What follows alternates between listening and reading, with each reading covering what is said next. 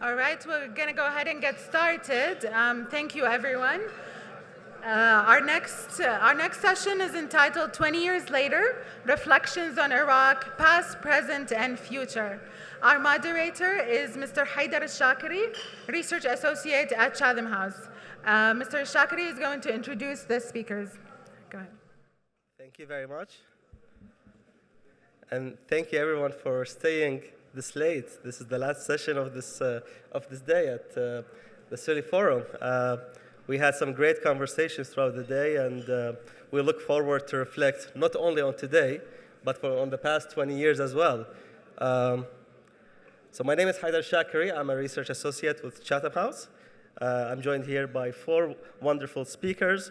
We'll discuss many issues related to the aspirations and what have we learned from the past 20 years and how we can move forward. So 20 years ago, Iraq was invaded by a US-UK-led coalition. Then it was followed by an occupation. Many wrong choices, many wrong decisions were taken throughout these times. This led to civil wars. This led to a complicated political process that ended up in a muhasasa system, which caused corruption of a political elite that stayed in power. This corruption has caused 1/3 of Iraq to fall into ISIS. And this also caused a lot of disillusionment across the country. In 2011 and 2015, 2019, many have protested against the system, against muhasasa, against the political elite. So throughout all these times, lives were lost. Millions of Iraqis died throughout because of the invasion 20 years ago, because of bad decisions throughout. So now, 20 years later, in a country that is young, 60% of the population is under the age of 25, what have we learned, and how do we move forward? With me today, I have 4 excellent panelists, and we will discuss different sectors where we will focus on how to improve the situation further and what did we learn from the previous experiences. We have Samia Shingali, who is a Yazidi activist and human rights defender. We have Shivan Fazal, who is a researcher at the Stockholm International Peace Research Institute.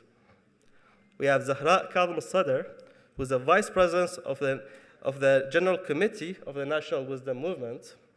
And we have Sajjad Chiat, who is an analyst, an Iraq analyst, and a research fellow at the Century Foundation.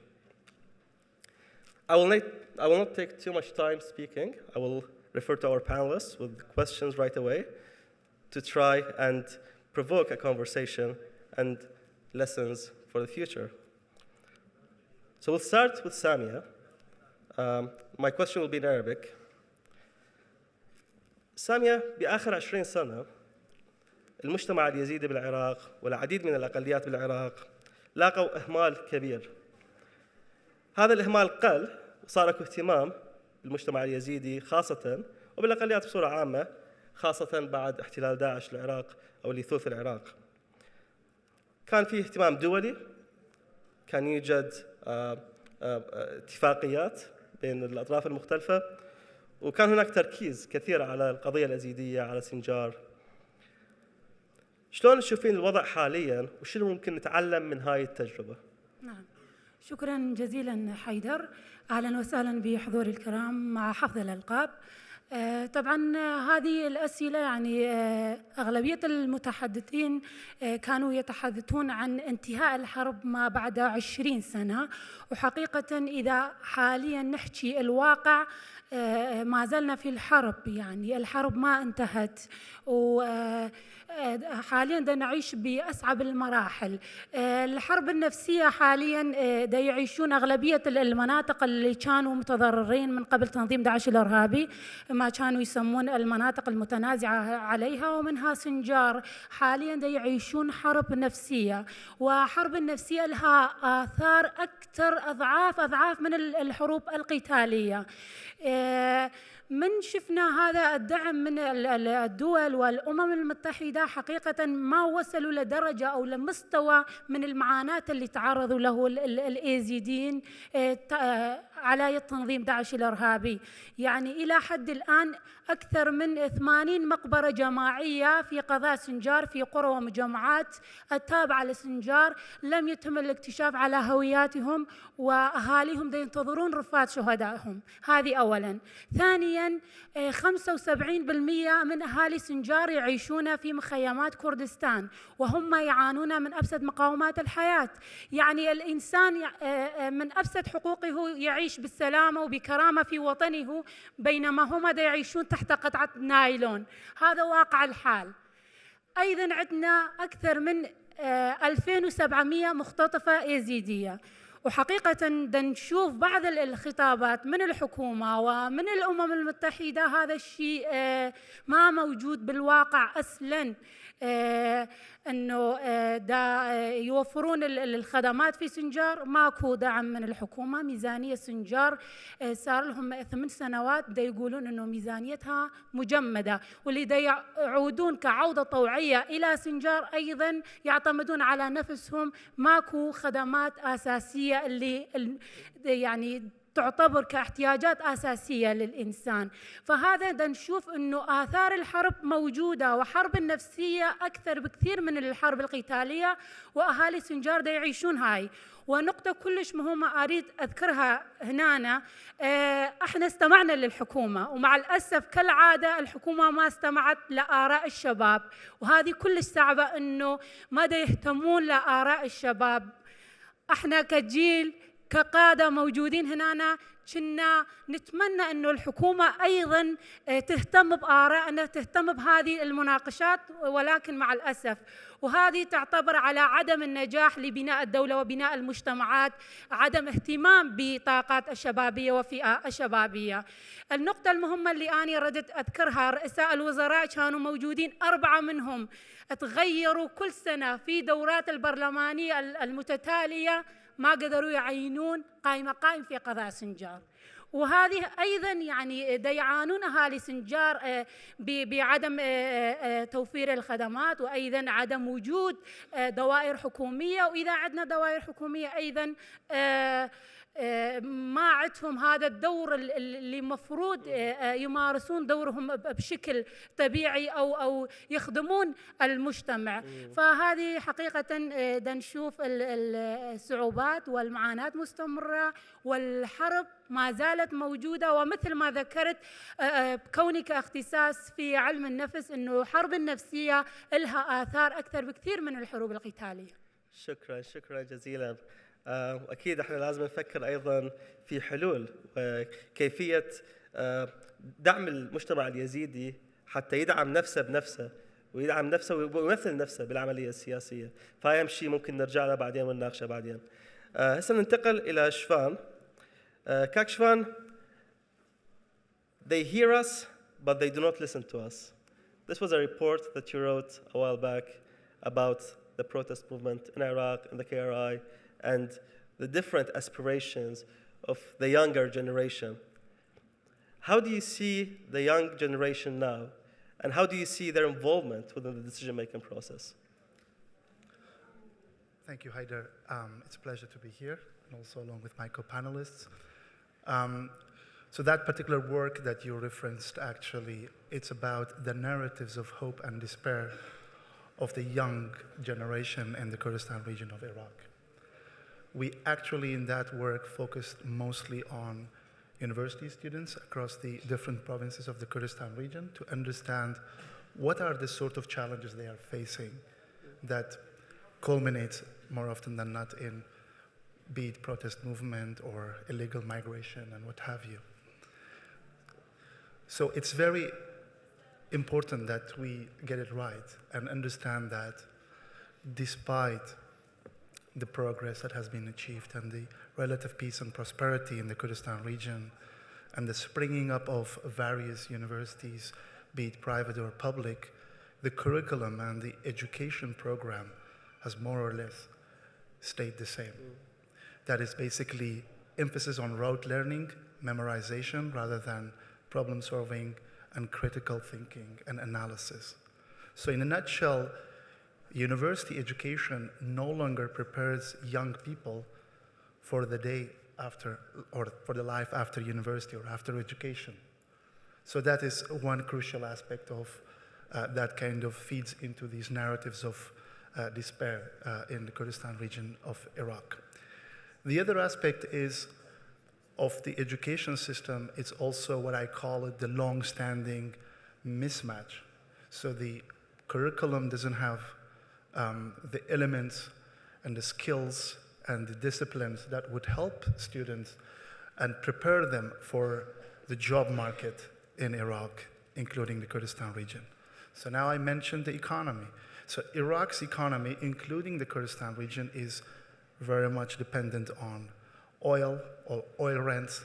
It hasn't diversified away from oil. So the expectation from young graduates in the Kurdistan region is to find jobs in the private sector.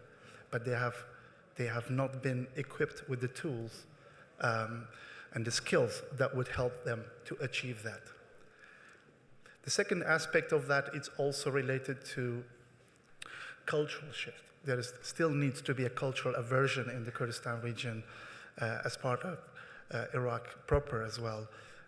Many people would still prefer, perhaps, if they were given the choice, to work in the public sector for various reasons.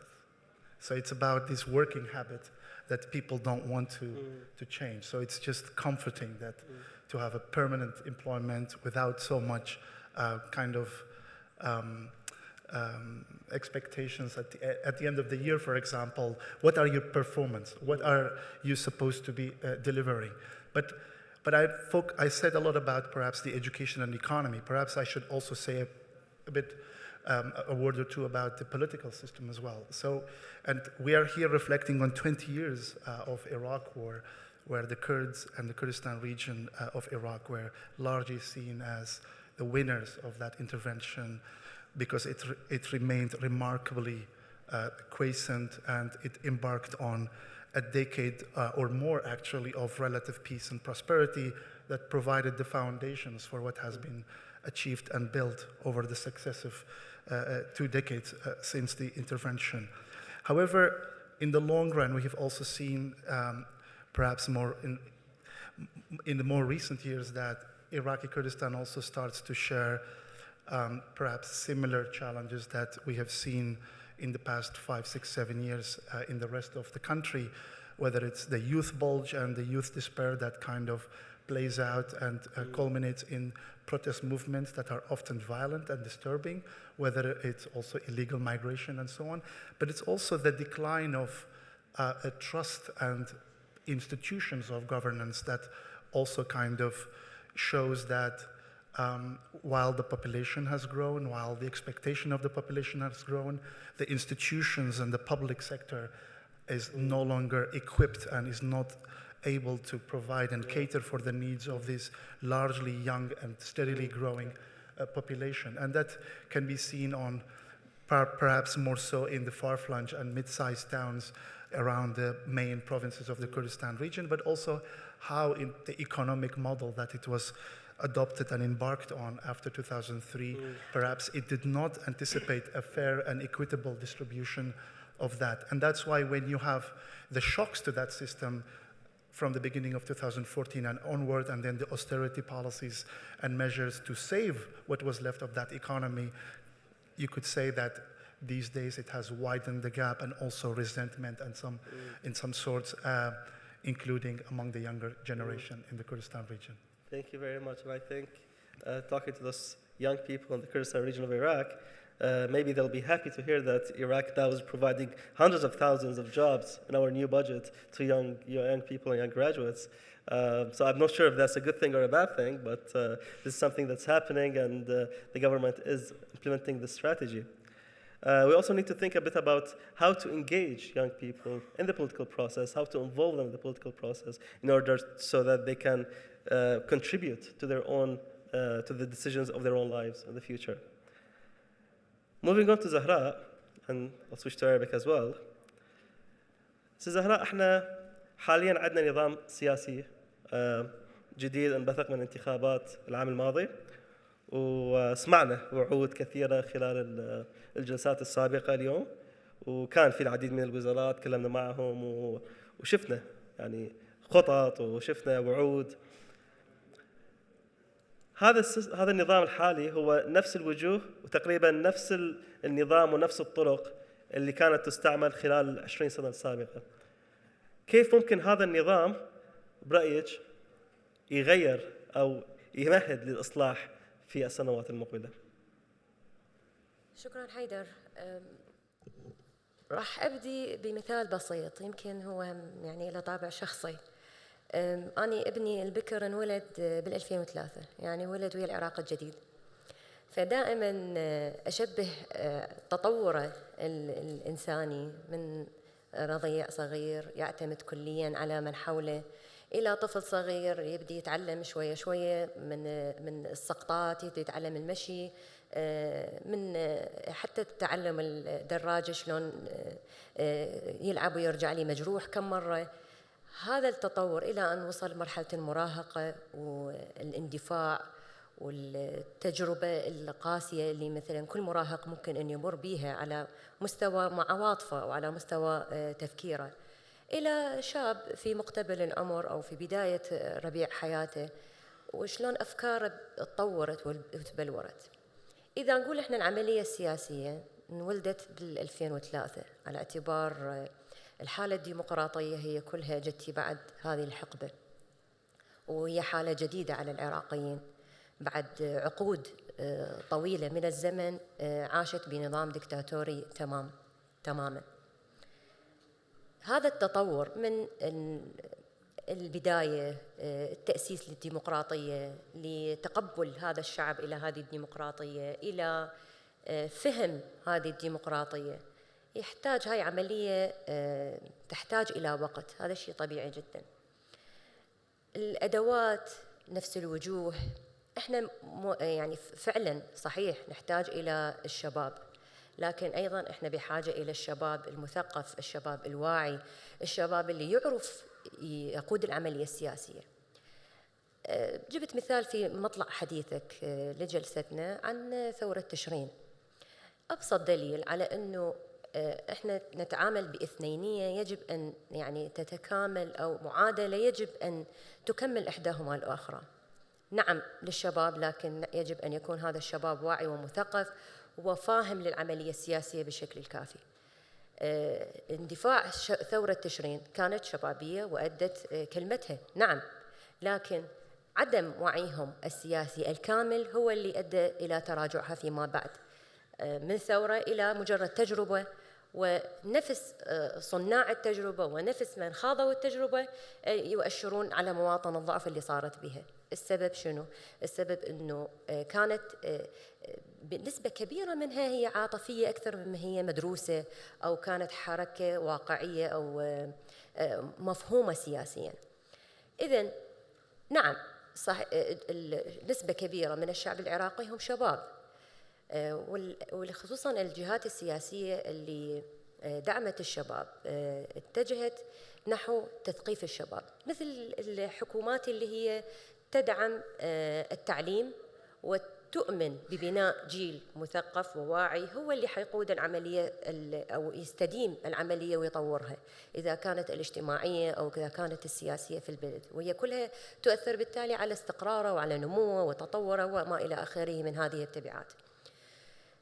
إلمام الشباب، إحنا يعني دائما من خلال متابعتنا نشوف إنه إحنا كشباب، شوية أنا أصغر نفسي وأحسب نفسي على الشباب، إنه أوكي إحنا كشباب أكو بيهم من يعتمد على العملية السياسية كعتبة أو سلم، إما للارتقاء أو لفقط الظهور، أو يعني لمفاهيم بسيطة ممكن أنه تلقفها من هنا وهناك أو من شخصيات تعامل وياها بدون إدراك حقيقي، بدون إدراك للهدف بشكل حقيقي، بدون أدوات يعني غير ممكنة أيضا.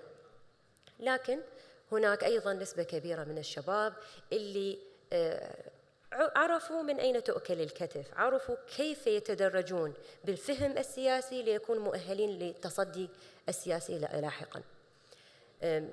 إحنا على مثال، إحنا معظمنا خريجين زمالة قادة العراق.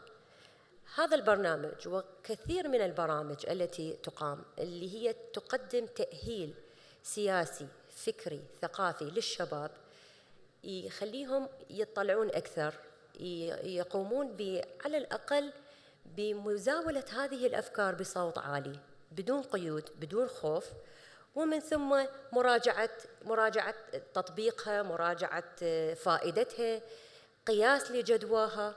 وطبعا هذا الموضوع حيكون بإشراف الأشخاص اللي هم مخضرمين بالسياسة وذوي الخبرة، إضافة إلى العمل الميداني أو نقدر نسميه التجربة الميدانية الأرضية الواقعية للعملية السياسية. المرة إحنا مجرد شخص ينشط على اليوتيوب ويسمي نفسه ناشط ويظهر على الساحة ويريد أن يكون يعني شخص سياسي، أوكي، إحنا مو ضد الطموح، لكن نحن مع أن يكون هناك منهجية لهذا الظهور، منهجية لهذا التصدي حتى لا يقع في أخطاء. مرة من المرات في إحدى الندوات اللي أقامها مجلس النواب العراقي كان هناك يعني بحث حول تمكين الشباب العراقي وتصديه السياسي. إحدى السيدات من أعضاء مجلس النواب أشكلت على هذا الموضوع، قالت إنه إحنا نعاني من الشباب المتمكن لأنه أخطاء كثيرة. هنا إحنا خلينا نتوقف. أولاً لابد أن يخطأ، ومن منا لا يخطأ. لازم يكون هناك صدر رحب لاستيعاب الشباب وتعليمهم. أوكي يخطأ، لكن راح يقوم ويكرر التجربة، وعنده هذه المطاولة.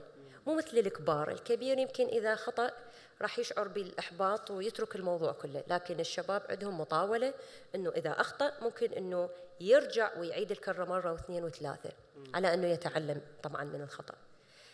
النقطة الثانية المهمة، هذا الصد إنه الشباب ممكن إنه يخطأ أو الشباب كثير الخطأ وعليه إحنا ما نمكنه. لهذا إحنا نشعر إنه المنظومة أصبحت مخضرمة، أو نقدر نقول old fashion، كلش قديمة بالتفكير، كلش آلياتها بطيئة، لأن هي مدى تسمح بدخول الأفكار الجديدة، مدى تسمح بتحديث آلياتها. وهذه الأفكار الجديدة والآليات لا يمكن أن تدخل إلا بالشباب، على اعتبار الزمن تغير، مواكبة اختلفت، النظام كل العالم يختلف وتعاطيه يختلف.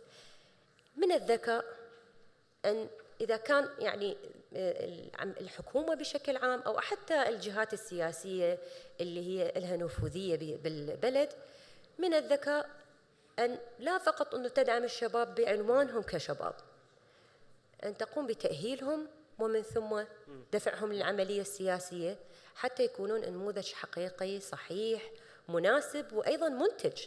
إحنا اللي نريده شنو؟ إحنا كشباب اليوم بالعراق تشرين شنو رادت؟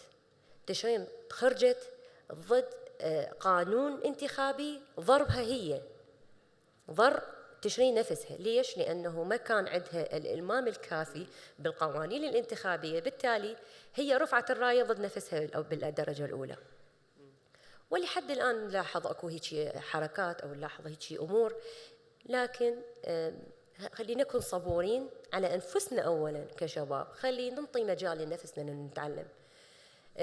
لابد أنه هذا الشعور أنه نفس الوجوه نفس الأدوات، لابد أنه يتحدث إلى أنه هذه خبرة، هذه الأدوات أو هذه الوجوه هي خبرة إحنا نستعين بها حتى إحنا نطور ونكمل، مو ننفي القديم يعني نلغيه.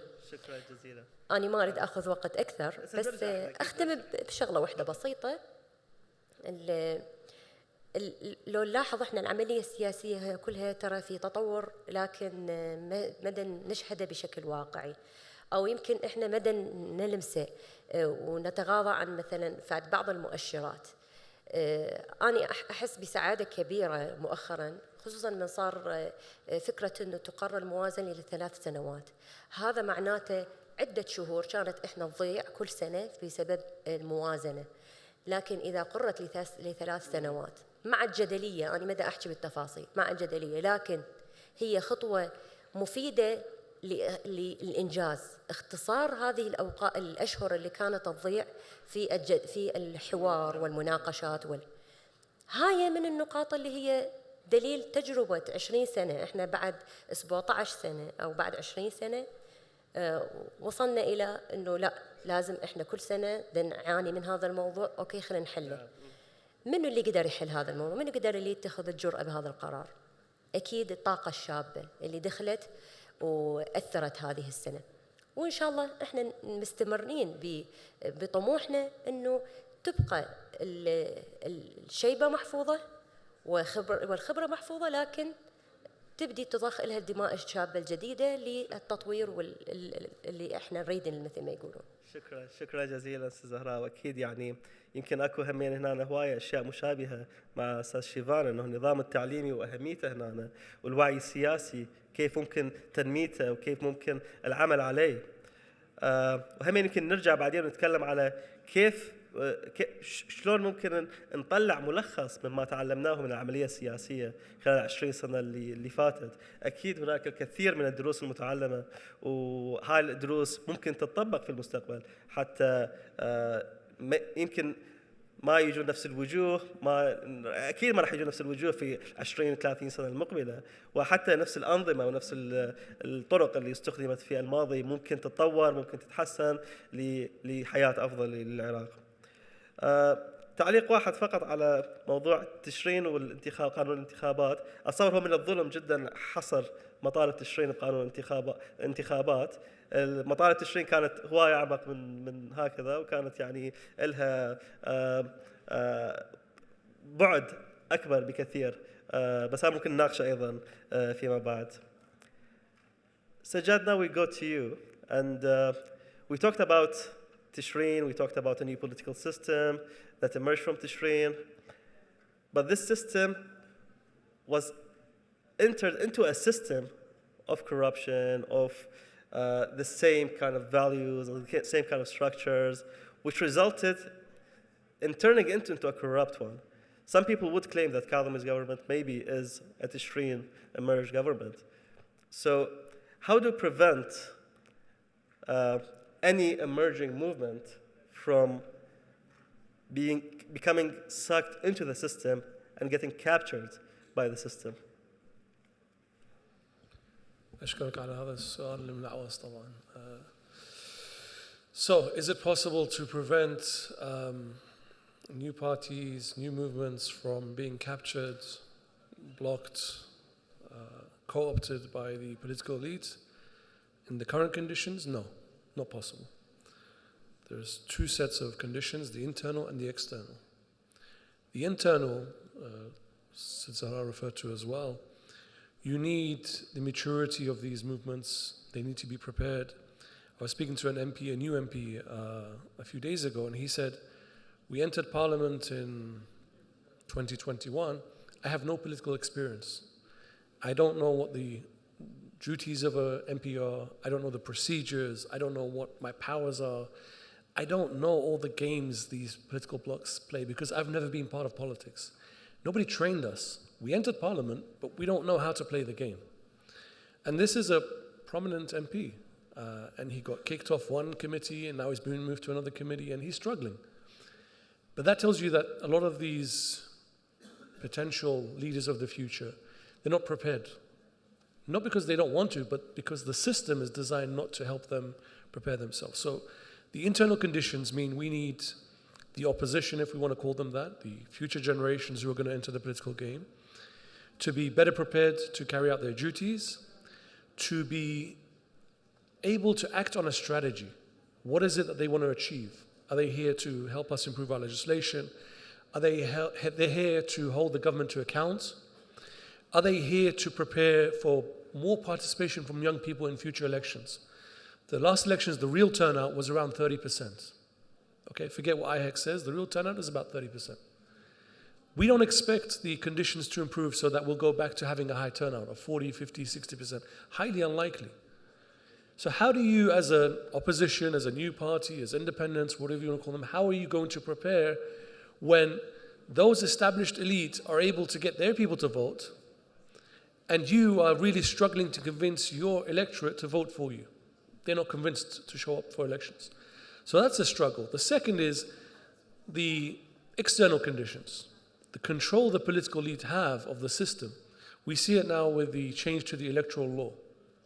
We're moving from SNTV to proportional representation and more subtle things that will happen, the change to the commissioners of IHEC and so on. These are designed to keep the current parties in power, not to make it easier for new parties to enter parliament. So if we had 50 independent/new parties in the last elections, we may only have 5 in the next ones. So when they have this control of the system, you need a game plan to try to change things. Do the new generation of politicians have these strategies, have these tactics available to hand? I don't think so. So right now, the conditions are not great. And we have high oil prices. Sid Zara mentioned that we have a 3-year budget. That's good, but that's good for the political elite. It keeps things stable. It allows them to maintain control of the system. So until we make those changes, until we're able to better prepare these new parties and the independents, internally they're more cohesive, they know where their weaknesses are, they know what the political elite are going to challenge them on. So, here's an example. If you voted for Imtidad in Dhiqar, and it's going to be 1.5 years since you voted for them. Some of those people who voted were protesters, they suffered physical pain. They finally managed to get to the ballot box, they voted, and they got Mr. X from Imtidad into parliament. It's been 1 year and 6 months. What has that MP done for them? That's what people think, that an MP's job is to make my life better. Has he improved the water situation? No, it's got worse. Have they improved better service delivery? Has he given me a job? Has he made conditions in Dhiqar, in Nasriya, in Shatra, Suq al-Shuyukh, wherever, better for me? The answer is no. Why would I vote for this MP again? You let me down. Now, you can explain that actually an MP's job is not to deliver services, we're here to, you can explain all that to them. They don't care. The reality is they're not going to vote next time at all. And if they vote, they're certainly not going to vote for an independent MP or these new parties. They're going to vote for people who are in charge, who can change things. So these are the tactics that the political elite play on, is to make people be convinced that, number one, new parties, independents, they're not effective. Don't waste your time. Vote for people who are in charge at the highest levels. State Forces Coalition, the coalition that we see now, vote for somebody from there. And number two, you better believe the system is going to be alive for many years to come, right? Protest or no protest, we're here for the long run. You have to be as dedicated as us if you want to challenge. If not, then don't waste your time. And unfortunately, that message is, it's reaching people. And that's why we see election turnout is a problem. That's why we see cohesive opposition does not exist. So back to your question, right now, the conditions are not good. Maybe in the future, if we make the right changes, we can expect to have a more mature opposition movement, more mature politicians entering the game. But I still think that's maybe, a couple of elections away. The experience from these past ones will help for sure. Thanks. Thank you very much, Sajjad. And it's a great analysis as always. And listening to you now makes me think about the need for working together, the need for raising awareness, and this brings us back to the points that Zahra and Shivan mentioned. Shivan, do you have any kind of reactions to what has been said so far? Maybe I can come in and comment on some of the points that were raised in the context of the Kurdistan region, which is part of Iraq and at the same time not. When you look at the social dynamics in the north of the country and how, in the fact that the social contract in the Kurdistan region is with the Kurdish elite, which is dependent on revenue sharing agreements between Erbil and Baghdad, or sort of good relations between the two governments. And it's an open secret that since 2014 and 15, the relationship has been fraught. And then as a result, the KRG or the Kurdish elite has not been able to fulfill that end of the bargain, that is to provide services and jobs and employment opportunities and what have you, or the rents to the public. In the Kurdistan region, we also had, perhaps a couple of years prior to the Tishreen movement, kind of a new fresh of blood to the political scenes, with different political movements emerging. But because there is still a tight grip on the political process between the two ruling parties, but not only between the two ruling parties, but also their tight grip on the institutions of governance, be it the parliament, the ministries, even sometimes, surprisingly to say, that even civil society organizations. So it basically, what we are left with a situation where you could basically summarize it as total loss of hope, because even when you have opportunities and space for the young generation in Iraq to mobilize and organize around new platforms, new emerging kind of political movements as an extension to the protest movement, and actually even kind of exchanging of ideas and platforms to kind of reimagine and re-envision a different country that they want moving forward. I think in the Kurdistan region, on the contrary, it's because of the apathy and the complete waning interest in conventional forms of politics, we don't see any of those kind of dynamics at play. But it's more about fight or flight. Again, not to speak in dichotomous terms, but we've seen in protest movements that more often than not have turned violent as a result of the more maximalist but also chaotic forms of protest movement. And we've also seen indications of the flight, where surprisingly large numbers of illegal migration from Iraq coming from the Kurdistan region. So what needs to be done moving forward? It's of course imperative that the young generation in the Kurdistan region are reconciled, but also taught or helped to engage with conventional forms of politics. Democracy is a messy game, and it's learning by doing, but also progress kind of takes time. But if we don't open the scene politically, socially, and otherwise for the fresh blood and new ideas and new forms of kind of political activism, then the status quo, which has been fraught for a while, and it's again open secret that including the ruling elite that are in the driving seat are not happy about the current circumstances. Thank you very much. And I think here we need to find solutions, because every year more than 500,000 young people enter the job market. So we don't need just jobs. We need to find a solution. We need to think about where would these people go and how do they become effective citizens. Sami, I come back to you, and I'll switch to Arabic أحسن. أرجع على سامية. احنا حكينا هواي على تحديات، على مشاكل، على بعض الحلول. هاي كلها تنطبق على العراق بصورة عامة، بضمن كردستان، ضمن المناطق اللي بيها الأقليات. بس أكيد يعني بعد أكو مشاكل وتحديات إضافية في مناطق معينة.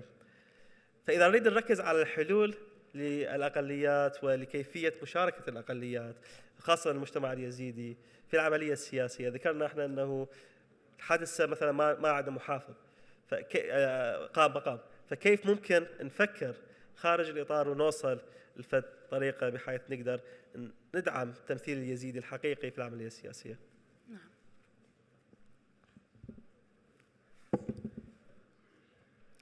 نعم. بخصوص الأقليات بشكل عام في العراق واليزيديين بشكل خاص، يعني أنا دا أشوف على الحكومة العراقية أن تعمل على حماية وحقوق الأقليات في العراق، لأن حقيقة هناك مشاكل، والمشكلة الأساسية هي الهجرة. يعني كل يوم دا نشوف مجاميع من الشباب دا يهاجرون من بلدهم وبطرق غير شرعية، مثلا في يونان بين بحر إيجا وغابات وغيرها، وهم دا يصيرون ضحايا بين الصراعات السياسية في البلد. هذه أولاً. من نذكر المشكلة أنه الصراعات السياسية موجودة، بنفس الوقت الحكومة خلي تنطي الحماية لحقوق الأقليات. هذه الحل ممكن يعني نقترحها للحكومة. أيضاً شيء مهم جداً، يعني الحكومة عليها تكون محايدة ويا شعبها. هذه همنا دا نشوف انه اكو تحيز بين مكون مكون ومكون آخر بين أقلية وأقلية آخر، لا كلهم يعني بالتالي مواطنين ومكونين أصليين من هذا البلد. والعراق معروفة بحضارتها، بثقافتها، بمختلف المكونات الموجودة بالبلد. فالمفروض يركزون على هذه النقطة همنا، يعني الحكومة تكون محايدة. أيضا عندنا حل آخر، تفعيل دور الشباب في مؤسسات الحكومية. يعني من 2003 يمكن، وبعدين جينا لعام 2014 بعد ما تعرضنا لإبادة جماعية على تنظيم داعش الإرهابي، حتى المسؤولين مال اليزيديين، يعني خلينا نكون واقعين، أنا ما أحكم على الحكومة العراقية فقط، وإنما عندنا ممثلين بالبرلمان هم ما يمثلون شعبهم بشكل صحيح. فالمفروض مو كل مرة نفس الوجوه هم يرشحون نفسهم. فأنا دا أقترح أنه تفعيل دور الشباب كلش مهمة في مؤسسات الحكومية، حتى هم يقدرون يبنون المجتمعات. دا نشوف أنه تهميش كلش كبير من قبل الحكومة اتجاه الشباب بشكل عام وليس الأقليات فقط. وإحنا يعني من نريد أن نشتغل، أنا صار لي 9 سنوات أشتغل بمجال المجتمع المدني بعمل تطوعي، لأن المعاناة مالتنا كثيرة والتحديات بنفس الوقت. ومن نشوف أنه دور الحكومي ضعيف اتجاهنا، علينا احنا نقوم بواجبنا اتجاه مجتمعاتنا.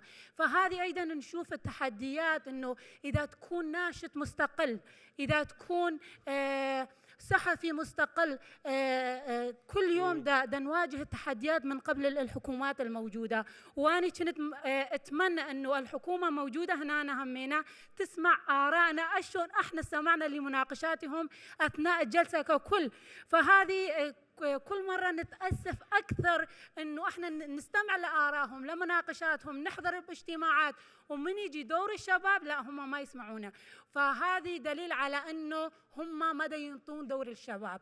فمثل ما ذكرت أنه تكون محايدة، تفعيل دور الشباب في مؤسسات الحكومية، وحماية للأقليات في العراق. شكرا جزيلا. صراحة يمكن عندنا بعض المسؤولين الحكوميين اللي بعدهم بالقاعة، وأتمنى هم يستمعون لنا حاليا، بس إذا الكاميرا تشوف القاعة حاليا فالعديد من الكراسي في أول الصلوات هي فارغة. ست زهراء، نرجع للوعي السياسي. احنا تكلمنا به وتكلمنا أنه أهمية زيادة مستوى التعليم، زيادة الوعي السياسي، بس حاليا إذا الأحزاب الحاكمة تعمل على هذا المشروع وتزيد الوعي السياسي، راح تخلق لهم منافسين في العملية السياسية. فشلون نشوف هاي المعادلة، أنه عدم سيطرة الأحزاب الحاكمة حاليا على النظام التعليمي، على طريقة زيادة الوعي السياسي، المشاركة في الانتخابات، وهذه الأمور كلها؟ يعني ممكن نشوف أكو منافسة في هذا الموضوع أو لا؟ شوف حيدر، هو مبدئيا ماكو حزب سياسي غير مؤمن بالشباب راح يمكنه أو راح يعطيه توعية سياسية، مستحيل. ممكن أنه يخلي كم شاب ويتعمد أنه دول الشباب هم يكونون قليلين التجربة ويدفعهم بالقائمة مالته، حتى يعني البروباغندا إعلامية لا أكثر ولا أقل، يكسب بها أصوات المجتمع. الأحزاب اللي هي فعلا تدعم الشباب هي تفكر بشكل استراتيجي لا أكثر ولا أقل، تفكر بشكل استراتيجي على أنه الوجوه أولاً استهلكت، الأفكار استنفذت، وبالتالي لديمومة هذا الحزب يجب أن يكون هناك دماء شابة جديدة فيه تقدم وتستمر بالعطاء. تبقى أنه هذا النوع العطاء شنو، هذا التقديم شنو مستوى، هذا يبقى على مستوى الوعي السياسي اللي دا يقدم هذا الحزب لهذول الناشئين من الشباب. ممكن أنه نيجي نقول أنه هذا الشاب المستقل اللي ما يريد يتحزب وين يروح؟ الحركات أو هسه مثلا حتى هي ذكرت الصحفيين المستقلين، الشخصيات المستقلة، إحنا يمكن لو نسوي إحصائية نجد أنه هناك عدد كبير جدا من منظمات المجتمع المدني، المنظمات الدولية اللي هي ترعى وتدعم التوعية السياسية للشباب وبدون أجندات. ممكن أنه يعني الدعم يكون من جهة معينة، ليش لا؟ لأنه هاي الجهة تريد توفر هذه البيئة، تريد توفر بيئة توعوية للشباب حتى يصير عنده وعي سياسي. لكن الأجندة بحد ذاتها أنه هي أقدم أنا معلومات، أقدم لهم أدوات، أقدم لهم خبرة. زج الشباب فقط أنه هو مجرد أنه يريد تعيين ونثقل للدولة بعدد كبير من الموظفين، وما يخفى على يمكن احنا منا وبينا من الشباب تيجي تشوف طموحه انه هو يتعين، بعد التعيين طموحه انه هو يحصل اجازه ال3 سنين او ال5 سنين ويتفرغ، او مثلا يبدي يدور اجايز، يبدي يدور تنسيب، يبدي يدور وين المكان اللي ما بيه شغل. هذا واقع معظم الشباب الموظفين. فاحنا انا ما اريد يعني أكون شديدة تجاه الكبار والمخضرمين، لأن هم أيضاً لهم حق أحياناً من يشوفون أنه الشباب دا يفكر بهالطريقة، منو اللي حيقدم التجديد، منو اللي حيطور البلد. مؤخراً أنا اطلعت على تجربة ريادة اللي ذكرها رئيس الوزراء، مع جميع الملاحظات اللي ممكن أنه مثلاً اللي يسمعها منو قال صحيحة، منو قال حقيقية، مجرد دعاية انتخابية.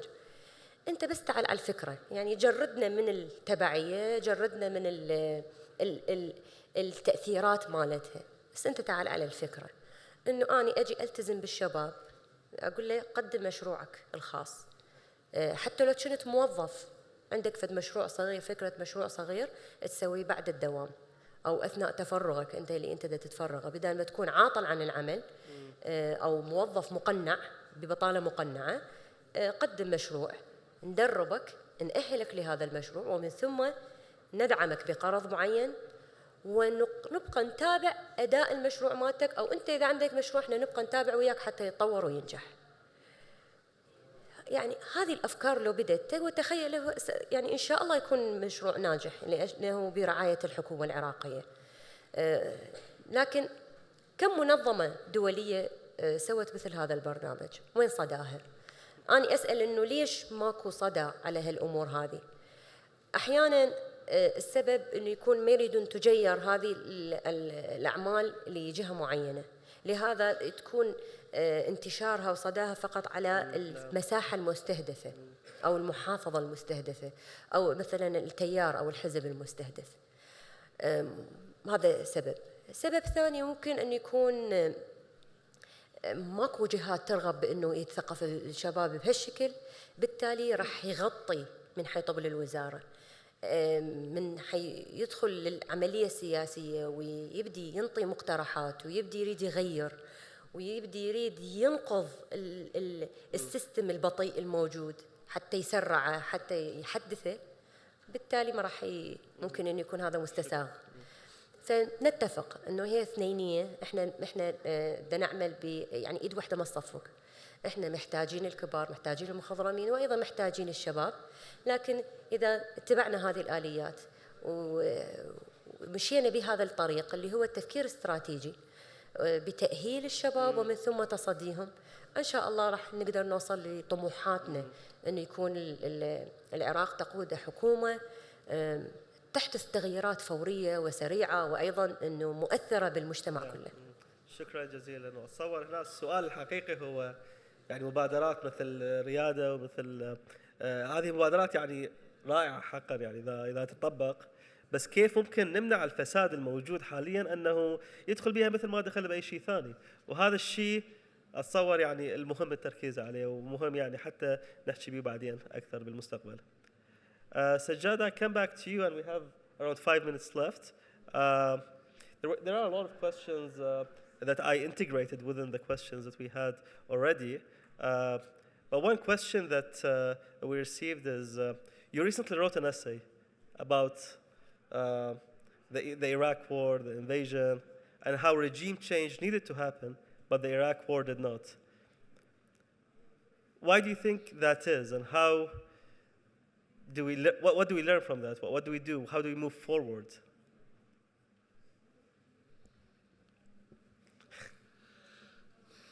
It's difficult to say. I mean,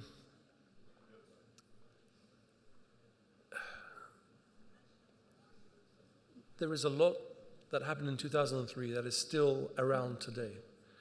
The threads, the people, the actions, the changes, the institutions. There's a lot that's still connected. We're not 50 years away or 60 years away. But we're in the process of transition. So I always quote this statistic, 50% of the Iraqi population is born 2003 onwards. So it's around 22 million people now. And the number is growing. Those people who were born after 2003, they have no connection to events before. They don't care about Saddam, the Ba'ath, and all that kind of stuff. They're looking at their own prospects. Why are we not as developed as other countries? Why do I not have economic prospects and opportunities like other young people in the region? They look to the Gulf. Why are the Gulf countries so much more developed than us? We have more oil than most of them. We have a larger population. We have more potential. What's going on? They don't care about Iran-Iraq war, Saddam this, that's gone, it's done. So if there is a hope, it's in this generation of people who are more sort of inward-looking in terms of asking the right questions. It's no longer about Iran and America and Russia this, and they're concerned about why our governance is not good and why it's not to the level that it should be. I mean, Zahra made a good point. You know, sometimes those people also need to do something. There is some responsibility on young people. They need to vote. They need to be politically active. They need to educate themselves. They need to hold politicians to account. They can't just wait until politicians give them a job and then they go quiet for a couple of years. That's not enough. There's more that they need to do too. That's true. Absolutely, I agree. But we're in that moment of transition where the older generation are dying off. You know, in a few years, most of them will no longer be around. And it's the younger to sort of the middle generation that will be in charge. We hope that they are more progressive in the way they think. There's less ideology, there's less concerns about the past rivalries and enmities and so on. And they look at the opportunities that we have in the country. I think most of the countries in the region are envious of the potential of Iraq. Envious. Because they know we have so much potential. We have great resources, human and otherwise. We can go so far. We are in a better position than a lot of these other states in terms of the potential, right? Even institutions, even our capacity to deliver on things, it's there. We just don't put it into action. Corruption is a big problem, but also the legacy of what happened after 2003. So if I want to be optimistic, I can say that maybe in a few years' time, maybe another couple of election cycles, there will be a larger number of people who will only be focusing on how do we improve the situation for all Iraqis. I don't care about this party and that party, which is the organization, the party, the type of cabinet and government that is going to make my life better. That's who I'm going to vote for. I will judge them on their policies. I'm not going to judge them because his last name is X or he wears this or he comes from that place. What is his policy? How is it going to make my life better? We're not there yet. We haven't reached that point. We're still saying, well, he's from this zone and from that province and this tayyar and that itar. You know, we're still caught up in these games. When the time comes that enough people, the critical mass, are mature to say, I don't care. I just want who's a good, you know, bureaucrat, minister, politician who's going to make my life better. That's when we'll see the disconnect between us and 2003. That will be the moment of change. Thank you very much. And here, I keep on thinking about the importance of accountability in these situations and how accountability can prevent, for example, $2.5 trillion in theft or things like that. So this is very important, and this transition. He's not here. He left with our session. We're out of time. I'm sorry. We have to 30 seconds. Okay. فقط انه كيف انه المستقل عنده حريه اكثر بالحديث مثل يعني سجاد من دا يتحدث تحسه ماخذ راحته بالحديث والامثله لانه انا ما اقدر هيك احكي لانه ممكن انه اي كلمه اتحدثها راح تنحسب بحساب معين. ففكره الشباب المستقل سلاح جدا قوي يا ريت لو تنتبه الحكومة العراقية على دعمه حتى بالمستقبل فعلا راح تحدث ثورة شبابية بالبلد. واكيد يجب وجود يعني اتحاد بين الشباب المستقلين، بين المستقلين بصوره عامه، حتى ما يقدرون ينافسونا صراحه. احنا مثقفين. على كل حال شكرا جزيلا للمشاركين معنا، شكرا جزيلا لكم لأنه بقيتوا لنهاية اليوم، شكرا جزيلا للمتحدثين، وهاي آخر جلسة إن شاء الله اليوم. عندنا إن شاء الله راح تكون أكو نقاشات موجودة بعد، فشاركونا بيها. ونختم هاي الجلسة بشكر آيرس، شكر الجامعة الأمريكية في السليمانية، وشكركم كلكم على وجودكم معنا. شكرا جزيلا.